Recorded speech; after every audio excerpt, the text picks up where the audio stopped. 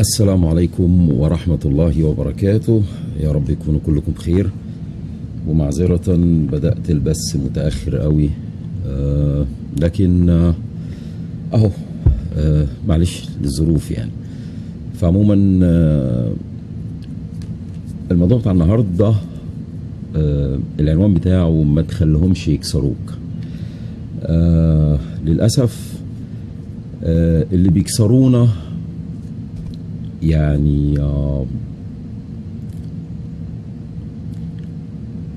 خلينا نتكلم صراحة، وكلنا متابعين موضوع الشأن التركي واللي حصل في تركيا وكده. بسمع كتير دعوات على الفيسبوك بتتكلم كلها في منطلق ان الشعب المصري غير الشعب التركي، وان الشعب التركي شعب حر انما الشعب المصري شعب عبيد، وهتقعد تسمع بقى وان التراكوة عندهم قيادات، التراكوة ما عندهمش قيادات، وان احنا قياداتنا كانت مظبوطة، ادائنا كان مش عارف ايه، لو كان الرئيس مرسي كان معاه ناس كانت الاوضاع اتغيرت تماما. لو انا بس عاوز اقول لكم ان في فرق بين التجربة المصرية والتجربة التركية. معرفش ان كان يعني خافي على بعض مننا ولا لا.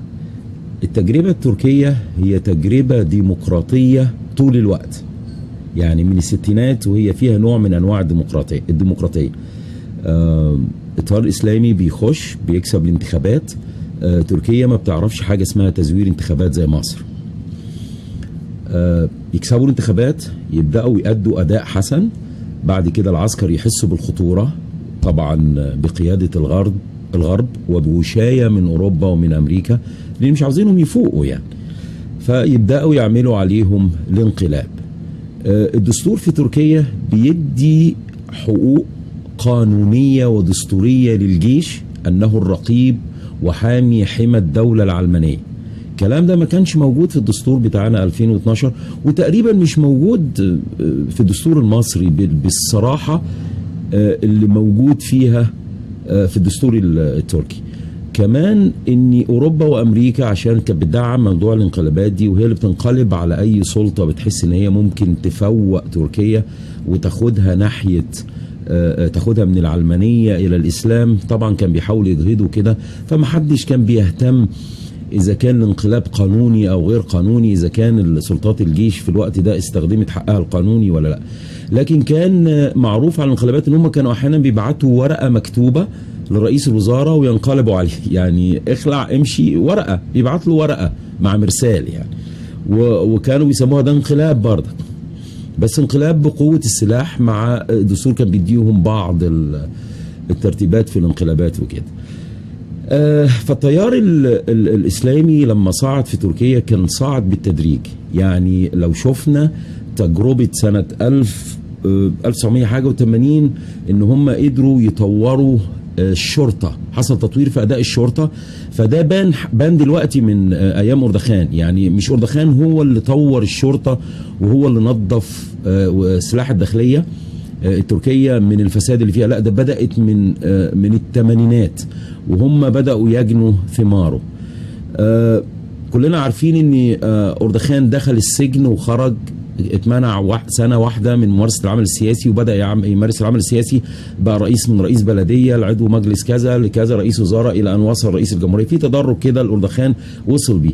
فالحاجات اللي عملها أردوغان دي هو والتيار الإسلامي كان قبليه اللي هو الراجل الملهم بتاعه، أو الراجل اللي اتعلم منه السياسة، اللي لسه متوفي بقاله 4 سنين.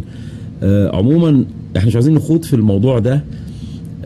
دي التجربة التركية وتجربة أردوغان نتاج ديمقراطي، بس العسكر بيجوا في مرحلة معينة ينقلبوا عليهم، يوقدوا الفكرة، يوقدوا التجربة، بصرف النظر بقى استخدموا دبابة أو ما استخدموش دبابة. إنما التجربة المصرية مع أول مجلس شعب منتخب من بداية أول انقلاب عسكري 1952 بحرية، مع أول رئيس جمهورية في تاريخ مصر، إذا كانت دولة فرعونية أو دولة إسلامية أو دولة تحت الاحتلال الروماني أو الهكسوس وريفر، لغاية ما وصلنا لدولة العسكر مع أول رئيس منتخب. الرئيس المنتخب كان نتاج رحم ثورة. الناس لازم تفهم الحتة دي. الناس أنا آسف إذا كان العسكر اللي انقلبوا على أول رئيس منتخب، أو إذا كان القيادات اللي بتدعي القيادة دلوقتي وبتحاول تدافع عن الأخطاء السابقة، سواء إذا كانت في فترة الرئيس المنتخب أو بعد انقلاب السلطة العسكرية عليه، وبيحاولوا يدافعوا وبيحاولوا يلاقي المبررات ليه في عندنا فشل في الأداء، بيبعدوا عن الحقيقة. وبعدين يقول لك أصل التجربة التركية نتاج ل4 انقلابات. التجربة التركية نتاج لنوع من أنواع الديمقراطية موجود في انتخابات، بيخشوا وبيخرجوا نتيجة انتخابات، وبيجي العسكر بعد 10 سنين 8 سنين 5 سنين 20 سنة ينقلب عليهم. إنما التجربة بتاعتنا سبقت التجربة التركية لأنها نتاج ثورة. في ناس احنا اللي ثورنا، احنا اللي انقلبنا على الدولة الفاسدة. لكن للأسف القيادة اللي كانت موجودة في الوقت ده ارتأت ان هي تحاول تتشبه بالنموذج التركي. والناس اللي يعني طالعين عمالين بيقولوا الشعب شعبنا شعب ذليل، شعبنا شوف الشعب التركي حر، شعب مش عارف ايه. لا يا فندم، حضرتك مخطئ، يا اما مخطئ يا اما ما بتشوفش. طبعا حضرتك ما شفتش الناس اللي كانت نايمه تحت الدبابات في ميدان التحرير، ما شفتش الناس اللي ماتت في بدايه في انطلاق الثوره في 25 يناير. طبعا حضراتكم ما شفتوش الناس اللي ماتت في رابعه. واذا كان خافي على ناس كتير، يعني انا بلغت بعد فض رابعه ان هناك يعني روايات، في ناس بتاكد لي 5 محافظات كان اللي مسيطر عليها الثوار، ده بعد فض رابعه. وكمان سمعت بعض الروايات يعني اللي تقريبا صحتها توصل ل 90% ان هناك كان 14 محافظه 14 محافظه الامن خلع منهم. يعني كان عندنا 14 محافظه مسيطر عليها الثوار. المشكله كانت فين؟ كانت هناك عند رابعه، مطرح القيادات ما كانوا لمين نفسهم، او انا اسف يعني اللي احنا اتخذناهم قيادات او من ادعوا القياده. احنا شفنا من اسباب سقوط الانقلاب العسكري اللي تم على اردخان ان هم ما كانوش قادرين يسيطروا على الدولة كاملة، ما راحوش غير اسطنبول، المدينتين الرئيسيتين، وحاولوا يسيطروا عليهم ونسيوا بقية تركيا.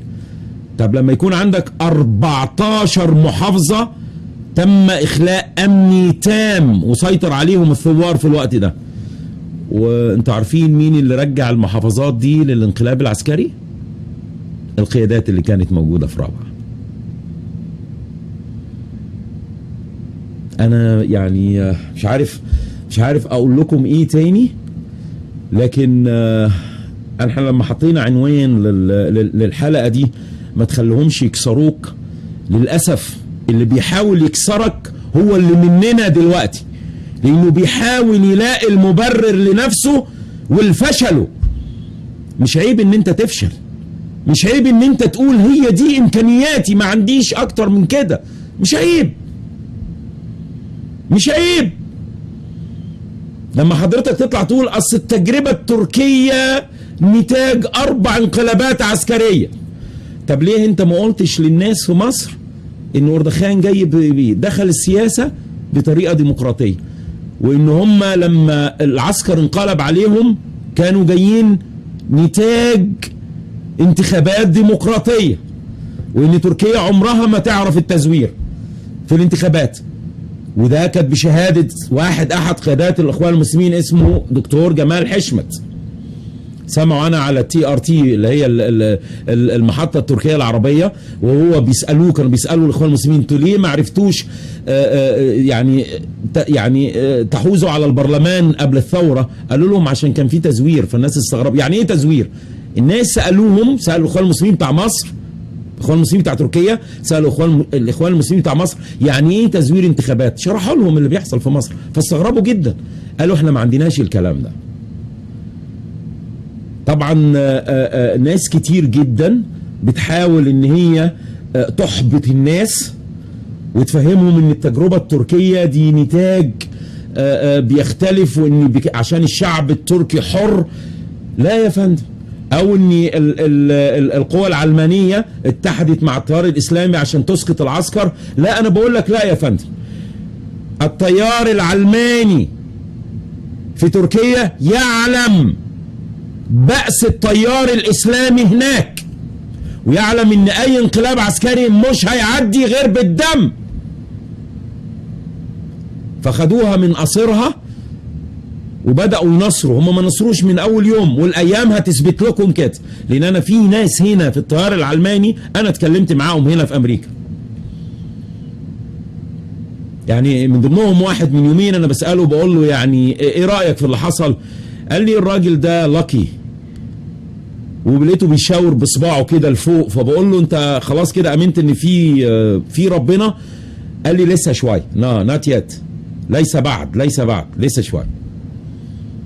ده واحد من الناس اللي ما بيؤمنوش بربنا، ويعني انا سمعته في بعض الكلام بيقول ان هو يعني هياخد فلوس يبقى يرشي ربنا يوم القيامه، عشان اذا كان في ربنا يعني عشان يدخله الجنه، لانه هو مفكر نفسه يعني اذا كان عنده 20 30 مليون دولار ولا 50 مليون دولار بقى غني يعني وكده. فهو ده احد التيار الناس التيار العلماني، فهو حكى لي القصه واتكلمت معاه باستفاضه. رضوخ التيار العلماني ووقفته جنب اردوغان وجنب التيار الاسلامي وجنب الشعب العادي اللي هو حزب الكنبه بتاع تركيا اللي حس بفارق الديمقراطيه، هو عملها لانه ما عندوش حل غير كده، لان عارف هو ممكن يحصل له ايه من التيار الاسلامي، لان التيار الاسلامي كان او ما زال ذو بأس شديد.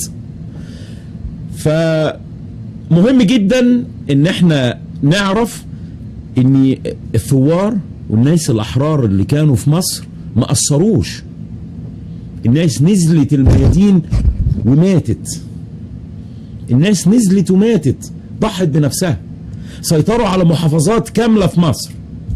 يعني اول رواية سمعتها من واحد بيقول لي هو عنده ناس قالوا 5 محافظات مسيطرين عليهم، انا مش متذكر الاسامي، كنت كاتبهم في ورقه هدور عليها ان شاء الله. وبعد كده عرفت ان تقريبا وصلوا ل 14 محافظه كان الثوار مسيطرين بعد فض رابعه، مسيطرين عليهم سيطره تامه. لكن قيادات رابعه ارتأوا خلاف كده، والشباب في رابعه كانوا بيكلموهم ويقولوا لهم لا عشان الدوله عشان البلد. انا بفترض حسن نواياهم وصدق نواياهم تجاه البلد، وان هم مش عاوزين يدمروا البلد، بس احنا بنقول لهم انتوا اخطأتم. وفي الحياة السياسية اللي اخطأ نص الخطأ ولا 10% من الخطأ اللي انتوا اخطأتوه بيقعد في بيتهم يا حضرات. لو صمم ان هو يمارس العمل السياسي، انا متهيألي في اي دولة محترمة هيجيبوا له القميص الابيض وبيقولوا له تعالى نجوزك هنومه، لان الخطأ اللي انتوا خطأتوه كلفنا آلاف الشهداء، كلفنا دولة راحت، كلفنا سنين يعلم الله الدولة دي، الدولة الفاسدة دي هتفضل مسيطرة عليها كام سنة لغاية ما نسترد بلدنا تاني. كلفنا 60,000 معتقل، ولو انتوا كمان كلكم اعتقلتوا وكلكم اعدمتوا ده عمره ما هيغفر لكم الخطأ اللي انتوا اخطأتوه. هو انتوا اجتهدتم، ربنا اكرمكم، تؤجروا على اجتهادكم، ان اصبتم فلكم الاجران. خدوا انتوا بقى اجر واقعدوا في البيت، ما تقوحوش، لان انتوا دلوقتي يعني هتبقوا في حكم الناس المذنبه، الناس المستكبره، لان انتوا المفروض تقعدوا وتكلموا الناس على اخطائكم وتعترفوا بيها، ما تستنوناش احنا نقعد نتكلم فيها ونحطكم في موقف بارد ومش كويس، وفي النهاية هتخلع، يعني هتخلع، لاني بعد 3 سنين من ادائك وانت لسه مستمر على نفس الاداء، فخلاص طب ما فيكش منك فايدة. أردخان لما جاله تليفون محمول أول حاجة قالها اخرجهم، نزل الناس الشارع. إنما أنتوا عملتوا إيه؟ سلمية مش كده؟ واللي بق منكم كان طلع بق في رابعة البقيق، فاكرينه؟ ياما كان في أكتر من بقيق، هنعمل وهنسوي والدم هيبقى للركب. ولما الشباب قالوا لكم يلا ضيعت الثورة. طبعا اكيد في ناس من حضراتكم مش هيعجبهم كلامي، سواء اذا كان اخوان ولا محبي للاخوان ولا محبي لبعض القيادات، ولا بيفترض ان انا راجل مجنون او راجل عبيط او راجل اهبل. بس انا بقولها لكم من هنا، احنا التضحيات اللي احنا عملناها الشعب التركي ما قدمش 10% من اللي الناس قدمته على الارض. على الاقل التراكوة كان معاهم الداخلية، كان معاهم الداخلية ومعاهم المخابرات ومعاهم بعض القادة العسكريين. انما انت سيطرت على 14 محافظة لوحدك بدون اي حاجة، بدون اي قيادة. ولما القيادة علمت بالامر افشلت الامر. عارفين القيادة قالت لهم ايه؟ لا البلد هتضيع، ما نقدرش، احنا لا نتحمل. طبعا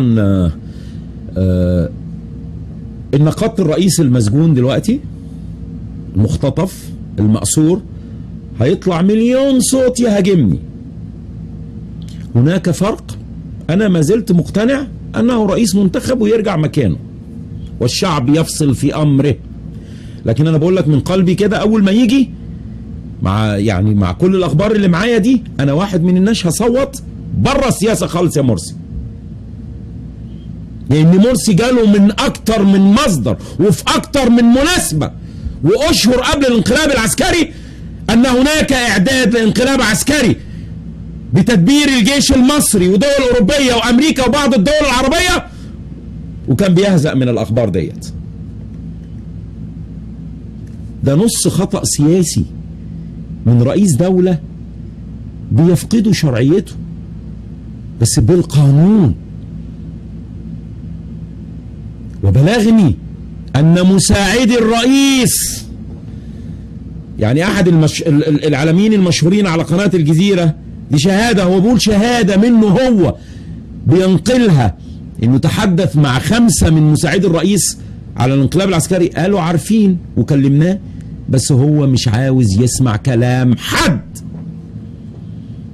أنا بصرف النظر هو مش موجود عشان يدافع عن نفسه، أنا بأؤيد دي. بس في بقى حضرات حاجة، يعني نحن في ثورة والراجل مأسور وبعض القيادات في الأثر وبعض القيادات التانية مريضة ما بتعرفش تسند طولها، المرض أكل فيها، المرض والسجن والتعذيب أكلهم، معنوياتهم تحت. هل يصح إن الناس دي تفضل متصدرة المشهد لغاية الثورة ما تموت؟ هل يصح نفس القيادات اللي كانت موجودة في رابعة وفصلت ان الناس تسيب المحافظات اللي سيطروا عليها من كلاب العسكر 14 محافظة، ولو هم حبوا كانوا يطوروا الحراك في الوقت ده ال 14 كان ممكن يتطوروا ل 20 30 محافظة بالاستيلاء على كل مخازن السلاح ونقط التفتيش ووحدات الجيش اللي موجودة دي، ما كانتش هتكلفهم اكتر من 5-6 ساعات. لان الامن انسحب من 14 محافظة وانسحب من في محافظات تانية بقى اللي هم باقي 27 انسحب من اقسام ومديريات امن كتير جدا. يعني ده الناس بيقولوا في القاهرة كمان، واحد بيحكي في جنوب القاهرة كان هناك 5 اقسام انسحب منها الامن، هو شافهم بعينه. الراجل ده شغال في قناة الجزيرة، شاب ظريف اسمه عبد العزيز مجاهد، الراجل بيحكي حاجة هو شافها. 5 أقسام في جنوب القاهرة عند العسكر، ولا في شرق القاهرة عند العسكر، مطرح العسكر ما حشد كل وحداته وكل قوته عشان يفض رابعة. ورغما عن كده المعلمين بتوعنا قال لك لا، البلد هي ما كانش البلد، هي كانت حاجة تانية. أنا عاوزهم هم يجاوبوا عليها، احنا مش هنجاوب عليها. فالناس اللي متصدرة المشهد دلوقتي انا بقول لهم برجائي ابوس رجليكم، ابوس رجل اللي خلفوكم، ابوس رجل مؤيدينكم، اخلعوا بقى، اخلعوا عشان نعرف نحاسب الدولة القذرة. انا مش عاوز اتلفظ بألفاظ عشان يعني ان امكن الناس تعرف، يمكن الناس تسمعها، وانا عارف ان في ناس ممكن تعمل لي انفولو، تعمل لي انفريند، تضربني لما تشوفني، من الناس حبايبنا، لان احنا ما نفرقش كتير عن السيساوية في ارائنا. كل واحد مقتنع بقيادة من القيادات، عنده القيادة دي بالنسبة له زي السيسي بالنسبة للسيساوية، مش عاوز يسمع عنها اي حاجة، ولا عاوز يسمع اي نقد لادائها تماما، ومش فارقة معاه اي حاجة. مهما تقول له يقول لك بقى ده كلام يا راجل، الناس اتسجنوا وضحوا بحياتهم، ده كلام يا راجل. ايه يعني هم قدموا اكتر من صحابة النبي عليه الصلاة والسلام؟ ما قدموا اكتر من تابعين الصحابة، اكتر من التابعين ما قدموا، هاجروا من بلادهم بارادتهم وراحوا نشروا الدين بسلاحهم، وقبورهم تشهد عليهم في افريقيا واسيا وفي مصر وصعيد مصر وفي شرق اسيا، وما حدش منهم قال انا عاوز قيادة ولا حاجة، عمل اللي عليه، اذا كان استشهد ولا كان جندي في الجيش وشاف له اي مكان عاش وقضى حياته فيه. وبعدين يعني القيادات اللي عمالين بيذلونا في الطلعة وفي النزلة، يعني تضحيات سيادتكم ايه؟ هتزيد ايه جنب طفل نزل في مظاهرة خد رصاصة مات؟ تضحيات سيادتكم ايه جنب بنت يتعلم ان هناك اغتصابات ونزلت وقبضوا على العسكر واغتصبوها؟ تضحيات سيادتكم هتزيد ايه عن ام مكلومة فقدت ابنها؟ ده بيقولوا في امهات فقدت 2 و3، عن ام ما زالت مكلومة، عيالها هجروا وسابوا البلد، هاموا على وشوشهم كده في ارض الله، يا عالم بياكلوا بيشربوا. تضحيات حضراتكم ايه اكتر من الزوجة اللي فقدت زوجها، من الطفل اللي بيدور على بابا؟ الناس اللي شغالين وعمالين بيعايرونا يقول لك بورقة من مرسي كان ممكن راح عاش ملك. ليه يعني كنت انتوا عاوزينه يخونوا ويعيش ملك؟ مرسي دخل الحياة السياسية بإرادته وبمزاجه، وترشح للرئاسة بإرادته وهو كامل الإرادة، فكون انه يحافظ على العهد اللي احنا اتفقنا معاه فيه، ده مش فضل منه علينا، ده مش فضل منه علينا، ده واجب عليه، وإن قصر يحاكم بالخيانة. ما تذلوناش بالمفروض ان القيادات دي كانت تعمله. وعشان كده واحد زي حالاتي وغيري ملايين بيقولوا انه يرجع مكانه، بس يرجع عشان يسأل هو ليه عمل فينا كده. الدولة العميقة كانت اشد منه، كل الاجهزة كانت بتمكر فيه، ما هو امال يعني ايه قيادي؟ يعني ايه رئيس دولة؟ عمركم سمعتوا عن دولة قامت على فساد او ثورة قامت في دولة نجح فيها رئيس حسن النية او شيخ او ملك حسن النية؟ يا حضرات، الدول لما كانت بتقام في قديما يعني لو شك في اخوه الخليفة ولا السلطان ولا الملك، ولا لو شك في اخوه مجرد شك كان بيذبحه، كان بيصفيه. انما لما يجي لك رئيس تبعت لك يقول لك مخابرات تركيا قالت لك احدى الدول العربية مسؤول منها محنك سياسيا جه وعرض عليه الخطة اللي بيحصل تماما، يقول له انا حاطط السيسي في جيبي الصغير. رئيس منتخب بيقول له الراجل اللي جاي من صاحبه بيقول له انا حاطط السيسي في جيبي الصغير. انا طبعا مستني رده عليه، انا ما بفتريش، والراجل بيقول ده شهادة وانا احسبه يعني احسبه صادق يعني. مش هو بس اللي قال كده، مئات الناس انا استمعت ليهم يعني. لكن كان ده ناشف، الراجل كان سحره يمكن، معرفش اعمل له سحر في كنيسه ولا في جامع ولا اعمل له ايه، ما بنسمع عن سحر الله اعلم بقى يعني، ينفع تسحر رئيس جمهوريه ولا لا. لكن المصيبه بقى مش في رئيس على فكره رئيس الجمهوريه سرب فيديو بتابلت، فاكرين الايباد لما عمل الفيديو بعد ما اختطفوه وحبسوه في الغرفه في المكتب بتاعه، عمل فيديو ما اتكلمش عن اي نزول ولا ثوره ولا ما اعرفش حد يعني حد يفهمني الفرق بين أردخان لما لقى اكسس ولا لقى مدخل للاعلام عشان يبلغ الناس، ولما رئيس مرسي لقى مدخل للاعلام عشان يبلغ الناس.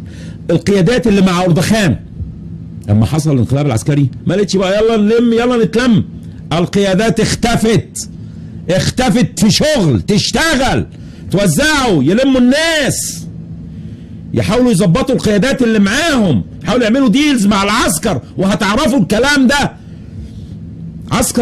العسكر في اي مكان من اول تركيا للدول العربيه كلهم ولاد شرموطه، انا اسف بعتذر عن اللفظ، كلهم اوساخ، نتاج اعلامي من نتاج العلمانيه، هم كده ناس جايين من نتاج العلمانيه. اذا كنت انت راجل غير علماني مش هتوصل للمجلس العسكري زي مصر كده.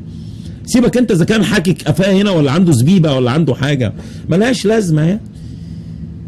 ما برهامي وعلي جمعه ما عندهم زبيب مالي وشهم. عمرو خالد الناس اللي طلبوا انه يقتلوا الجنود ما هم عندهم زبيب. شيخ الازهر هو مش بيصلي، بس ما كانتش العلمانيه متاصله منهم ما بيوصلوش في اي مناصب ولا اي مراكز. فيعني القيادات دي اللي هي يعني بتدعي القياده دلوقتي هم ده من فتره محدوده جدا، وانا واثق ان الناس هتنقلب عليهم اذا لم يستغفروا الله ويطلعوا يصارحوا الناس باخطائهم، زي انتم ما بتطالبوا من الناس بتوع 30 ثانيه ان هم يعتذروا ان هم اخطاوا. عليكم ان تطالبوا القيادات بتوع الشرعيه اللي غرقونا ووصلونا للحاله اللي احنا فيها دي، يطلعوا يصارحوا الشعب بصراحه. واللي اخطأ التقدير منهم يقول لك انا اخطأت التقدير، انما لسه بقى قاعد وكاتم على نفسنا ومتخيل ان احنا هنسمح له انه يقود المشهد. لا يا حبيبي، ده كان زمان. ولو وصل الحال بواحد زي حالاتي اننا والناس الاحرار ان نحارب ولو جماعه الاخوان المسلمين كلهم والناس اللي بتحبهم طالما مش عاوزين يعترفوا باخطائهم وان هم بيديروا المشهد الثوري اداره خاطئه، انا هقف ضدهم. زيك هتبقى زيك زي السيسي، يعني زي السيسي ما انقلب علينا انت غرقتنا وزجيت بالشباب، الاف الشباب والبنات والاطفال والشيوخ ماتوا عشان ما عندكش رؤيه، عشان ما عندكش خطه، ما عندكش حاجه.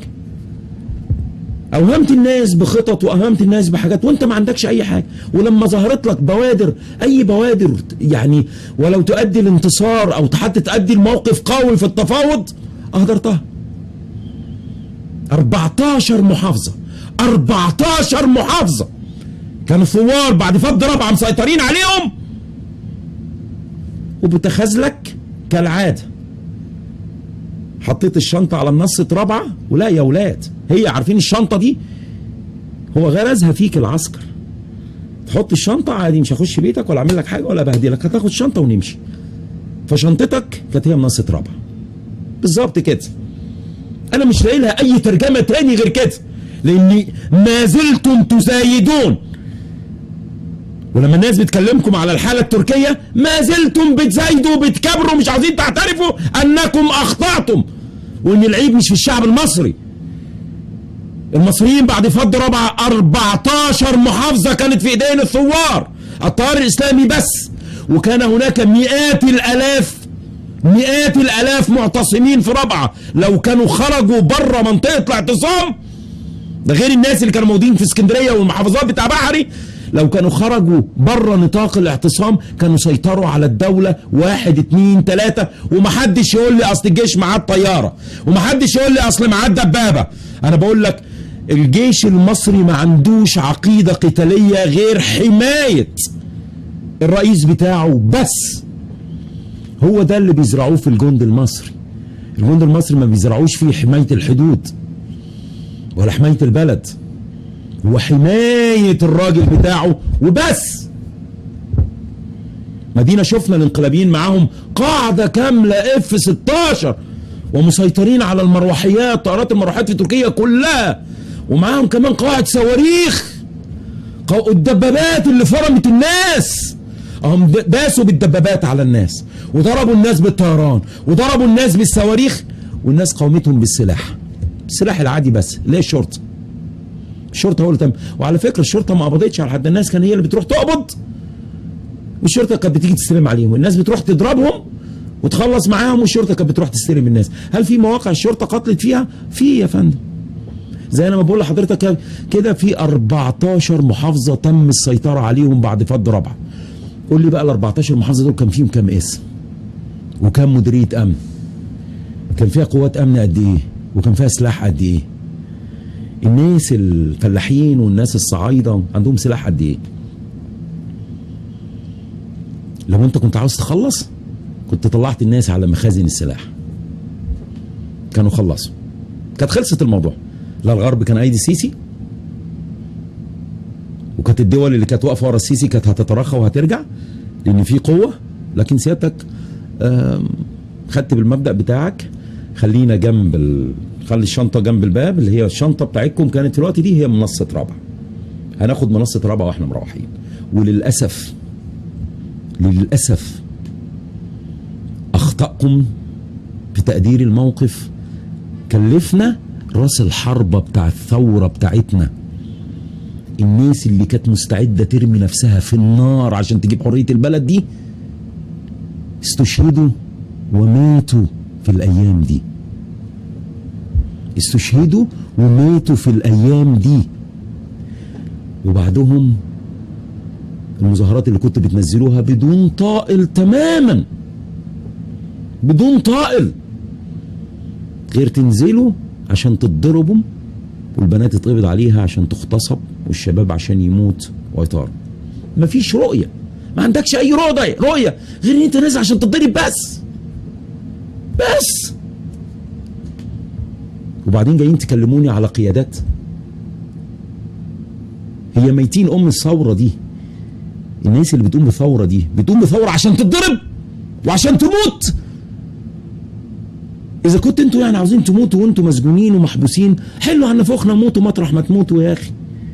حلوا عن نفوخنا يا أخي، روحوا موتوا مطرح ما تروحوا. إنما إذا ما كنتوا أنتوا بقى بتدوروا على الشهادة الصح، كتب التاريخ وقبلهم قرآننا وسنة نبينا بتقول لكم إزاي تنولوا الشهادة الصح. انما ثورات البودوكير والمونيكير كده، ان حضرتك ماسك بتاع كده عمال بتدهن نفسك كده، يا هي دي ثوره؟ لا يا سيدي الفاضل، هذه ليست ثوره. الاربع صوابع دي مش ثوره، ده تعبير رمز الثوره. لكن اذا كنت عاوزها انت اختصرت ربعه كلها في العلم الاصفر وفي العلامه دي بس. أدائك كان سيء للغاية. عملت إيه بقى أنت للرمز ده؟ قدمت إيه؟ اتسجنت؟ في 60 سلامة يا سيدي، ما أنت اللي سجنت نفسك. مت في 60 سلامة، ربنا يجعلك من الشهداء يا رب. لو الصحابة عملوا زي حضرتك كده، الإسلام ما كانش خرج من بره مكة ولا المدينة. ده يمكن ما كانش خرج من مكة من الأصل. لو النبي عليه الصلاة والسلام عمل زي حضراتكم عملتم كده، كان الإسلام ما خرجش من مكة من أصل. كان قاعد يتضرب هو وأصحابه لما اتهلكوا وراهم شهداء. لكن ما خرجش بقى عشان يقعد ويرحرح بقى كده في تركيا وبتاع ويقعد يبعت رسائل ورسالة إعلامية. ده إذا عمل إعلام صح يعني، إذا عمل إعلام صح يعني، والله أعلم، ربنا يستر عليها والقنوات دي تستمر أو تتطور يعني. لكن خرج عشان يؤسس ويعد العدة عشان يرجع تاني، مش عشان يستنى امريكا ولا السعودية تتدخل ولا الامارات تتدخل ولا تركيا تتدخلك بكلمتين ولا حد ولا العالم يصعب علينا من المقاسي بتاعت حقوق الانسان وجمعيات حقوق الانسان اللي احنا عمالين نوزع عليها التقارير ومحدش معبر اهالينا لاننا ضعاف ما نستاهلش حد يقف معانا. احنا عالم زبالة، احنا بعنا نفسينا ورخصنا نفسينا، محدش هيعبرنا لان ما عندناش كرامة. الكرامة ان انت تدافع عن نفسك وشرفك، مش الكرامة ان انت تخرج تموت وانت عامل لي كده. دي مش كرامة. الكرامة ان انت تبعت الرسالة الصح في الوقت الصح باستخدام الامكانيات الصح. هي دي الرسالة. الرسالة ان احنا ما نقعدش نبكي ونولول قدام دكاكين حقوق الانسان، لان ما عندكش قوة تكبر بيها اي حد، سواء اذا كان دولة او جمعية او مؤسسة. محدش هيسمع لك يا حضرة، محدش هيسمع لك يا حضرة. ده انت نفسك كنت بتقول ان امريكا ضدك والغرب ضدك والامم المتحدة ضدك والشرق ضدك والدول الخليج ضدك. منتظر مين يساعدك؟ منتظر مين؟ منتظر بقى ربنا يرسل لك جنود من السماء يساعدوك، ولا ينزل عذاب من السماء ياخد الارض بيها باللي فيها كلها حتى الصالحين، لان ما تحركوش، ما عملوش حاجة. ما نقرا بقى ونشوف ديننا. يعني انتوا خدتوا الناس اللي في الحركات الدعوية، حتى الدعوة، وانتوا متخيلين ان الدعوة دي بتخرج وتقول قال الله وقال رسوله بس؟ هي الدعوة دي يعني انا كنت بمشي زمان مع دعوة مع جماعة بتوع التبليغ والدعوة، وتركتهم بسبب الموضوع ده، انهم مش عايزين يتكلموا لا في السياسة ولا بتاع ناس مسلمين وعايزين ينشروا الدعوة وخلاص. خدوا من الدين الجزء اللين، جزء الدعوة. خدوا من الدين الجزرة، نسوا الكرباج، نسوا العزة، نسوا الكرامة. لما تنسى كرامتك وتنسى عزتك، انا واثق زي ما بشوف كده ربنا هيذلك. اللي احنا فيه ده بلاء من الله، بلاء من الله. حتى ادائك لا يرتقي، حتى ادائك لا يرتقي لتصدر المشهد. انقسامات انقسامات انقسامات. لا انت فالح، سواء اذا كنت طيار مدني او طيار اسلامي، لا انت فالح ان انت تجمع صفوفك عشان تظهر بمظهر قدام العالم ان هناك شعب رافض للانقلاب العسكري وشعب متحد وعلى قلب رجل واحد. ولا انت قادر تدافع عن نفسك الدفاع اللي يجيب لك الشهادة فعلا واللي تقف بيه يوم القيامة. هذا يا رب ما استطيع، هذا ما استطعت. مش تقعد ترغي طول النهار والليل زي انا ما برغي كده مع حضرتك، واي حد يكلمك تلاقي حبايبك ومحبينك طلعوا انصعروا عليه. ودلوقتي جاي بتكسر الإرادة جوه الناس، جوه الشعب. يعني انت طالع تكسر الإرادة جوه الشعب.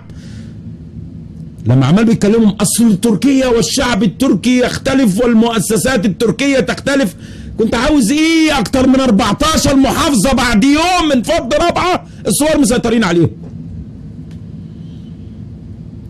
كنت عاوز ايه تاني؟ عارف انت ما عرفتش تعمل حاجة ليه؟ لانك لم تكن رجل المرحلة. القيادات دي لم تكن قيادات المرحلة. الثورة لما تمت في ميدان التحرير، الناس اللي خرجت قعدوا يدوروا هم مين يدوا الثورة لمين، مين يشيل الشيلة، ما لقوش غير الاخوان المسلمين. خدوها الاخوان المسلمين بصدر رحب، لكنهم استكبروا ان يقولوا للناس نحن لسنا مؤهلين لقيادة المرحلة. وعشان حضرتك اللي بيسمعني دلوقتي، قيادة المرحلة مش توفير أنبوبة البوتاجاز، قيادة المرحلة مش توفير العيش والمكرونة للناس. قيادة المرحلة هي الاجتساس، شيل الدولة العميقة من جذورها والقضاء عليها. هي دي كانت المرحلة، مش الزيت والسكر وأنبوبة البوتاجاز. احنا اتخنقنا من السكات، كل ما حد يتكلم وفرنا انبوبه البوتاجاز. طب وفرت يا اخويا انبوبه البوتاجاز، عملت لي بيها ايه؟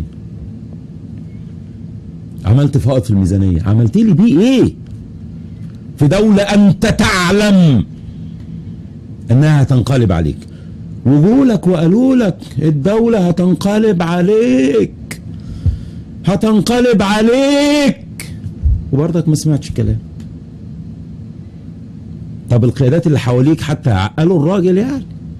لا، محدش عقل حد، كله خدها كده من منطلق ما ينفعش، لان احنا لما نظهر قدام الناس ان احنا عاجزين عن قيادة المشهد وعن نظافة البلد، لا لا لا لا لا، الناس يركبونا، الناس ياخدوا علينا. زي ما حضرتك كده قاعد وانت بتسمعني هيقول لك لا اقرع اللي مش عارف الكلب ده عمال بيفضحنا قدام الناس. في حاجات كتير جدا الواحد مش عاوز يتكلم فيها، في حاجات كتير جدا الواحد مش عاوز يتكلم فيها، لكن آن الأوان إن احنا نتكلم، وإن احنا نفوق، وإن احنا نفوق من يدعوا القيادة. إذا كانوا أهل القيادة وهيتغيروا أهلا وسهلا، مش أهل القيادة علينا أن نبحث عن القيادة البديلة، قيادة المرحلة، لأن كل مرحلة ولها قيادتها ولها ناسها ولها رجالتها. مش معنى ان حضرتك دكتور في الجامعة فانت تصلح لقيادة مرحلة، ممكن العربجي هو اللي يصلح ليها. برجائي فوقوا وبطلوا تكسروا الناس وتكسروهم من جوه. الشعب المصري بخير، الشعب المصري انا كنت في يوم من الايام يعني اقتنعت ان نسبة الفساد فيه عالية وان شعب ابن 60 كلب، لكن بعد الثورة وبعد فض رابعة وخروج الناس حتى في 30/6، لان في ناس شرفاء خرجوا في 30/6، مش كل اللي خرج في 30/6 ولود كلب. اكتشفت ان الشرفاء كتير جدا في مصر، لكن ينقصهم القيادة. القيادة الصح، مش القيادة المركوبة طول عمرها، مش القيادة المريضة بالذل والهوان. ودلوقتي عشان يدافع عن موقفه وازاي هو، عشان يدافع انه ازاي هو فشل، مش عاوز يعترف انه فشل الى الان. قيادات كتير منهم يقول لك لا نحن لم نفشل، ان اجهزة الدولة كانت كلها ضد سيادة الرئيس. طب انت كنت بتعمل ايه يا اخوي؟ كنت سايب اجهزة الدولة دي ليه يا اخوي؟ انت جاي نتاج ثورة يا سعادة الباشا، ثورة قوة. الثورة لا تعترف الا بالقوة، هي دي الثورة. اوعى تقول لي التجربة التركية نجحت عشان 40 و50 و60 سنة. التجربة التركية نتاج ديمقراطية، انتخابات وصندوق، ياخدوه منهم بعد سنة بعد 2 يركبوه تاني، ياخدوه منهم بعد سنة بعد 2 بيركبوه تاني. هناك فرق كبير قوي من الرحم اللي خارجه منه التجربه التركيه والرحم اللي خارجه منه التجربه المصريه اللي انت فشلتها. وما تتعلليش بالثوار الشباب بتاع التيار المدني اللي كانوا بيقفوا ضدك، لاني انت مسؤول، لاني كنت جبان من اتخاذ الاجراءات. لو المؤسسه العسكريه شافتك صلد وواقف الخربوش، لو حد جه خربشك كده عشان الدولة ما تقعش تقطع رقبته، كانوا كلهم سكنوا الجحور. كنت تقدر تديهم ديمقراطية، بس الديمقراطية مربوطة بسقف البلد. الثورة لما حد يبلغك ان الثورة في خطر، كان المفروض قطع الرقاب، دي ما فيهاش كلام. اهو نتاج اللي حصل في تركيا 265 واحد ماتوا، استشهدوا، اكيد من الطرفين في ناس ماتوا. نتاج التجربة المصرية نقول كام؟ 10 5 20,000 واحد ماتوا، مئات الالاف من المطاردين، عشرات الالاف اللي خرجوا مصر بره مصر، عشرات الالاف اللي موجودين في السجون. هي تجربة مصرية اهي. وايه الناتج اللي انت خدته بقى ان شاء الله من التجربه بتاعتك؟ استنى حد يعني عمالين بنتسول المواقف بتاعت الدول، استنى حد يرمي لنا اي لقمه او اي عظمه عشان نخرج المعتقلين من السجون؟ ولا نرجع الناس المطاردين؟ هو ده اللي انت مستنيه؟ بتعمل ايه عشان تسقط السيسي؟ بتعمل ايه عشان تسقط السيسي؟ قبل ما تقول انا مش قادر اعمل حاجة لازم تطلع وتعترف بخطأك وبقراراتكم، سواء اذا كنت انت شاهد عليها لازم تطلع تقول الحقيقة، او اذا كنت انت مشترك فيها لازم تطلع تقول الحقيقة وتبصر الناس وتفهم الناس ان عبد الفتاح السيسي موجود في الحكم مش عشان هم ضعاف ومش عشان الشعب المصري وسخ وحرامي. عبد الفتاح السيسي موجود في الحكم عشان انت كقيادة ضعيف وفاشل. ما ترميش فشلك على الناس، ما تحبطليش الناس، انت فاشل. انت كقيادة تصدرت المشهد، انت فاشل. ده مش نجاح من عبد الفتاح السيسي انه يفضل على الكرسي، ده فشلك انت. الكوارث اللي عمال بيعملها عبد الفتاح السيسي كارثة ورا كارثة. كل اللي انت بتعملها ايه؟ عمال تقول لي عبد الفتاح السيسي هزود المرتبات يا مصريين، عبد الفتاح السيسي رفع الدولار يا مصريين، وبعدين طب المصريين دول عاوزين ينتفضوا على عبد الفتاح السيسي. فين القيادة؟ فين القيادة؟ فاكرين تاني هنرجع في ميتين المصيبة اللي احنا كنا فيها. بتزجوا الناس وتشحنوا الناس بدون قيادة. اوعى تفكر بقى ان حضرتك يعني قدت المشهد قبل كده فانت عندك القدرة دلوقتي على قيادة المشهد.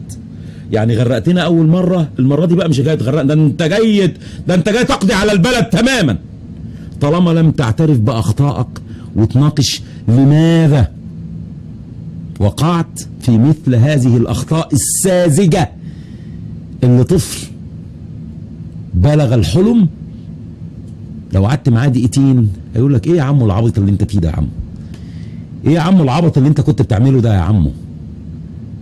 لو حطيت الطفل قدام المشهد كده هيقول لك ايه يا عمو العبط والهبل اللي انت كنت بتعمله ده يا عمو؟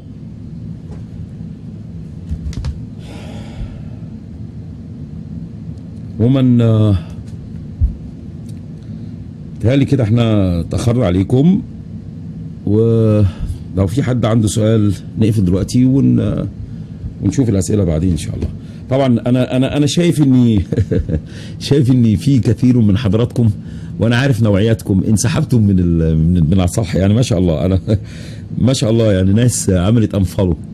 أنا بس بقول لك لو سمعتني تاني بقول لك مع السلامة والقلب داعي لك، لأني أنت ومن تتخذهم قيادة ومن تدافع عن موقفهم على باطل، من تتخذهم قيادة وأنت تعلم أنهم أسباب فشل الثورة.